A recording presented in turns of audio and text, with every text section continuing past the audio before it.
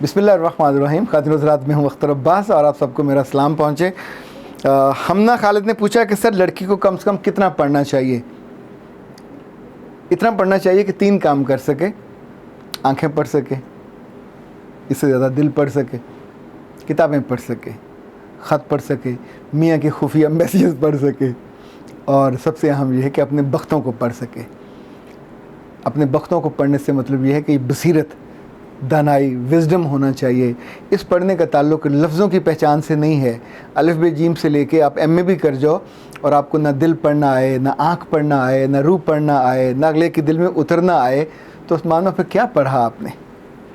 اچھا جی، دوسرا سوال جو ہے وہ سوال نہیں ہے. حمزہ شفیع کا کہنا ہے کہ سر آپ تو دلوں کے ڈاکٹر ہیں.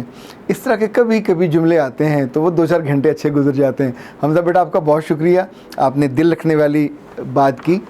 ایسی بات کہنے کے لیے بھی بڑا سا دل چاہیے ہوتا ہے. اللہ معاف کرے، ہم تو کسی اچھی بات کو سن کے بھی سڑنے کڑنے بیٹھ جاتے ہیں کہ مجھے کیوں نہیں آئی، اس کو کیوں آ گئی ہے، اور وہاں بھی ہم خوش ہونے سے محروم ہو جاتے ہیں. ہما نے پوچھا سر میرے چاچو کا بیٹے کا رشتہ آیا تھا، میں نے انکار کر دیا. کمال کیا، کیونکہ ہماری کیمسٹری میچ نہیں کرتی تھی. ویسے کیمسٹری، فزکس اور میتھمیٹکس یہ کیسے کب سے میچ ہونے لگ گئے؟ وہ کہتی ہیں کہ میرے والد صاحب کہتے ہیں کہ تمہاری جب شادی ہوگی تو اب اس شادی میں شریک نہیں ہوں گا، اور اس دکھ نے انہیں بیمار کر دیا ہے.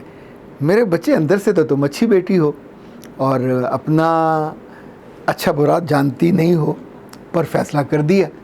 ایسے موقعوں پہ ماں باپ کو فیصلہ کرنے دیتے ہیں، اور انہوں نے 10 چیزیں دیکھنی ہوتی ہیں، وہ دیکھنے کے بعد ٹھیک ہی فیصلہ کرتے ہیں. لڑکیاں بیسیکلی احمق ہوتی ہیں، اس طرح کے فیصلوں میں خاص طور پہ ان سے نہیں ٹھیک ہوتے.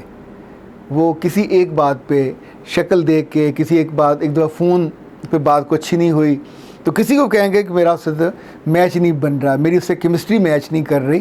تو ممکن ہے وہ تو عارضی سا فیز ہو، اس سے بہتر ہو، پر اب یہ جو دکھ آپ کو ہوگا یہ زیادہ برا ہے، اس سے آپ کو نکلنا چاہیے. اچھا جی خاتون حضرات، اب ہم آتے ہیں آج کے موضوع کی طرف. یہ موضوع بہت تکلیف دہ ہے. مجھے جو رات دیر گئے کالز آتی ہیں وہ عام طور پہ امریکہ سے، کینیڈا سے، سویڈن سے، ناروے سے. یہ وہ سارے لوگ ہیں جو بہت عرصے سے وہاں گئے ہوئے ہیں، وہاں رہتے ہیں. اب ان کی جو اگلی نسل ہے وہ وہیں تیار ہوئی، وہیں پلی بڑھی. ڈنمارک سے ایک صاحب نے فون کیا اور ان سے کافی دیر میری بات ہوئی. انہوں نے کہا پہلے میں آپ سے اکیلے میں بات کرنا چاہتا ہوں. اپنی بیٹی اور بیوی کو اپنے کمرے میں بلائے بنا انہوں نے بات کی. بتایا کہ میں یہاں 20-22 سال سے ہوں اور یہیں یہ بچے پیدا ہوئے. اب میری بچی بڑی ہو گئی، 21 سال کی ہے، تو میں نے ایک لڑکا سپانسر کیا، اس کو پاکستان سے بلوایا، اور ہم نے یہ سوچ کے بلوایا کہ وہ سادہ سا ہے، کم پڑھا لکھا ہے، تو یہاں آ کے وہ چیزوں میں ایڈجسٹ ہو جائے گا اور ہمارے بارے میں بہت زیادہ جاننے کی، جانچنے کی کوشش نہیں کرے گا. پھر وہ کچھ دیر کے لیے خاموش ہوئے. پھر انہوں نے کہا کہ سب کچھ ہی میرے ہاتھ سے نکل گیا. تو میں نے پوچھا کیا ہوا؟ اس نے کہا کہ اس لڑکے نے یہاں کچھ ماہ رہنے کے بعد اس کو ہم نے نوکری بھی کروائی، گاڑی بھی لے کے دی، اور میری بیٹی تھوڑی آزاد خیال زیادہ ہے اور عام طور پہ باہر چلی جاتی تھی دوستوں سے. تو پہلے تو اس نے کچھ نہیں کہا، پھر اس نے ایک روز اس کے موبائل کو پکڑا اور اس میں سے ان کی کالیں دیکھیں. وہ پھر جھجکے. پھر انہوں نے کہا کہ اس کے 3 دوست ہیں، اس نے تینوں کو اپنی نیوڈ تصویریں بھیجی ہوئی ہیں. صرف تصویریں نہیں ہیں، اپنی ویڈیوز ہیں. تو اب وہ لڑکا جو پاکستان سے دیسی سا تھا، معصوم سے تھا، کچھ چیزوں کو نہیں جانتا تھا، اب اس نے اس کو چھوڑنے کا فیصلہ کیا ہے. اب یہ اس کو ڈرا رہے تھے اور مجھ سے یہ چاہ رہے تھے کہ میں ان کو مشورہ دوں کہ اس کو کیسے ہم سسٹین کریں، کیسے ریٹین کریں.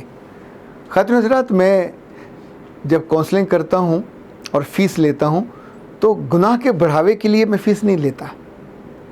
کسی ایسے کام کو بڑھاوا دینے کے لیے، اس کی ترکیبیں بتانے کے لیے میں بالکل گائیڈ نہیں کرتا. میری جو سب سے بنیادی آرزو ہوتی ہے کہ اگر کہیں رشتوں میں خلل آ رہا ہے اس کو میں جوڑ دوں. اس کو کارپیٹنگ کرنی پڑے تو کارپیٹنگ کر دیں. کہیں سوئی کے ٹانکے لگانے پڑتے ہیں تو وہ لگا دیں، کہیں لفظوں کا پہاڑ رکھنا پڑے تو وہ رکھ دیں۔ ان صاحب کے بات کرنے کے بعد اس کی بیٹی نے بات کی، اور اس نے جب مجھے یہ بتایا کہ شادی سے پہلے اس کی نیوڈ تصویریں اور اس کے نیوڈ ویڈیوز وہاں وائرل ہوئیں، نہ صرف وائرل ہوئیں بلکہ پھر قانون نافذ کرنے والے اداروں تک معاملہ وہاں گیا، اور ظاہر کتنی اس میں پاکستانی کمیونٹی میں بدنامی اور رسوائی ہوئی ہوگی۔ وہاں کے لوگوں کو تو شاید کوئی فرق نہیں پڑتا، پر جو لوگ جن کی روٹس جہاں ہوں، جو جہاں سے گئے ہوں، ان کو تکلیف تو ہوئی ہوگی۔ اسی تکلیف سے بچنے کے لیے انہوں نے یہ ایک چیٹ کیا اور اس پورے معاملے کو چھپا کے ایک ایسے لڑکے کو ڈھونڈا کہ جو انوسینٹ ہو اور جو چیزوں کو نہ جانتا ہو۔ جیسے جیسے لڑکی وہ باتیں بتا رہی تھی، اور اس وقت بھی اس کے 3 سے زیادہ بوائے فرینڈس ہیں، اور وہ جس بے شرمی کے ساتھ اس نے ان کو بتایا کہ فلاں کے ساتھ میرے سیکسول تعلقات ہیں، فلاں کے ساتھ تو میں اورل سیکس ہی کرتی ہوں، کوئی اتنی بری میں نہیں ہوں، اور یعنی ان 2-3 کے ساتھ تعلقات کو وہ یوں سمجھے کہ لبرٹی لے رہی تھی کہ اس میں کیا ہوا۔ تو میں نے اسے کہا کہ تمہارے ہاں جو پروسٹیچیوٹس ہوتی ہیں عام طور پہ وہ یہ طرز عمل اختیار کرتی ہیں، ہمارے ہاں کی عورتیں یا دنیا میں کہیں بھی جو اچھی عورتیں ہیں، خاندانی عورتیں ہیں، یہ دنیا کے ہر ملک میں، آزاد خیال ملکوں میں بھی ہر عورت ہر مرد کے ساتھ جا کے نہیں سو جاتی، چاہے وہ اس کے میاں کا دوست ہو، چاہے اس کا دوست ہو، چاہے کوئی کلاس فیلو ہو، چاہے باس ہو، یہ اپنی حد کو برقرار رکھتی ہیں، اپنی حد کو سنبھالتی ہیں، اسی میں عورتوں کی عزت ہوتی ہے۔ اب یاد رکھیے گا، جب یہ نہیں ہوتا تو ہر بچی کی پیدائش پہ پھر ڈی این اے ٹیسٹ ہوا کرے گا کہ اس کا باپ کون ہے۔ طوائفوں کے بچوں کے باپ کوئی نہیں ہوتے، ان کا نام بھی کوئی نہیں ہوتا۔ کبھی کبھی وہ جانتی ہوتی ہیں کہ یہ نطفہ کس کا ہے، لیکن حلال کی اور پاکیزہ لڑکیوں اور عورتوں کو تو عزت ہی اس بات کی ہوتی ہے کہ وہ کنفائنڈ ہوتی ہیں ایک مرد کے لیے، ایک گھر کے لیے۔ اسے آپ فیشن کہہ لیں، اسے آپ جدید ہونا کہہ لیں، اسے آپ ماڈرن کہہ لیں، پر یہ کوئی لفظ بھی اس پورے کیس میں نہیں لگ رہا۔ یہ تو بے شرمی کی انتہا ہے، یہ حد سے گزر جانے والی ہے، جس کے بعد مردوں کو ایڈز ہوتی ہے اور عورتوں کو کچھ اور بیماریاں، اور وہ لڑکا اگر اس کے ساتھ رہے گا تو کسی نہ کسی بیماری میں مبتلا ہو کے مرے گا۔ اور وہ لڑکا کیوں ڈرے؟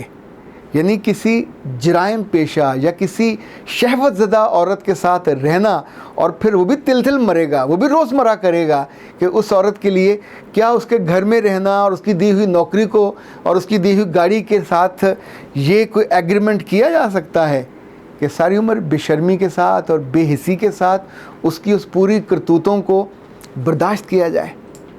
مجھے دکھ ہوا اس کے والد پہ بھی کہ جس نے جب بچی گروتھ اس کی ہو رہی تھی، جب بڑی ہو رہی تھی، تب بھی نہیں سنبھالا، جب اس کے لباس اترا ہوگا تب بھی اس کو محسوس نہیں ہوا، جب اس کی تصویریں وائرل ہوئیں، ظاہر ہے اس نے دیکھیں۔ وہاں شاید بچیوں کو مارا نہیں جا سکتا، پر فزیکلی مارنے سے بہت پہلے جب وہ چھوٹی ہوتی ہیں اس وقت ان کے اندر کے شیطان کو تو مارا جا سکتا ہے، اس وقت ان کے اندر نیکی اور بدی اور خیر کو تو ڈالا جا سکتا ہے۔ جب آپ یہ نہیں کرتے تو اپنے آپ تو خضر و پودے اگتے ہیں، وہ گھاس ہو، پودے ہوں، وہ جنگل کی بیلیں ہوتی ہیں، پھولوں کی بیلیں نہیں ہوتی، نہ ان پہ رس بھریاں لگتی ہیں، نہ ان پہ خوشبودار پودے اور پھول آتے ہیں۔ وہ تو ایسے ہی تھوہر کے زہریلے پھول ان پہ آتے ہیں کہ پھر جب اس کی تصویریں وائرل ہوتی ہیں تو ماں باپ کو اپنی کمیونٹی میں منہ چھپانے کو جگہ نہیں ہوتی، پھر اب وہاں اس کے لیے بر نہیں ڈھونڈتے، باہر سے کسی بیوقوف کو یا کسی معصوم کو ڈھونڈتے ہیں۔ یہ بات تو برسپیل تذکرہ آ گئی۔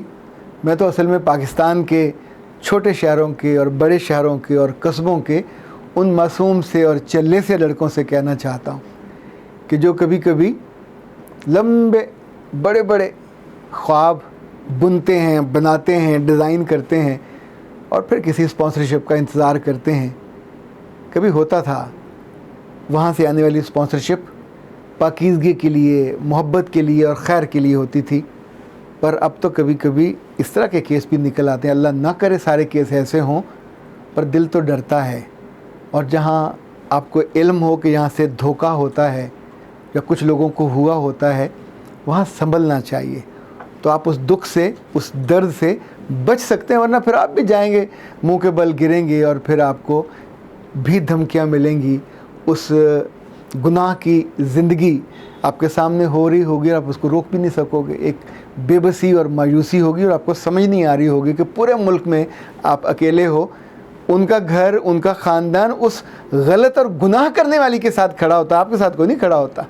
تو ایسے میں بے بسی کے فیصلے آپ جانتے ہیں کیسے ہوتے ہیں۔ اختر عباس کو اجازت دیجیے، السلام علیکم۔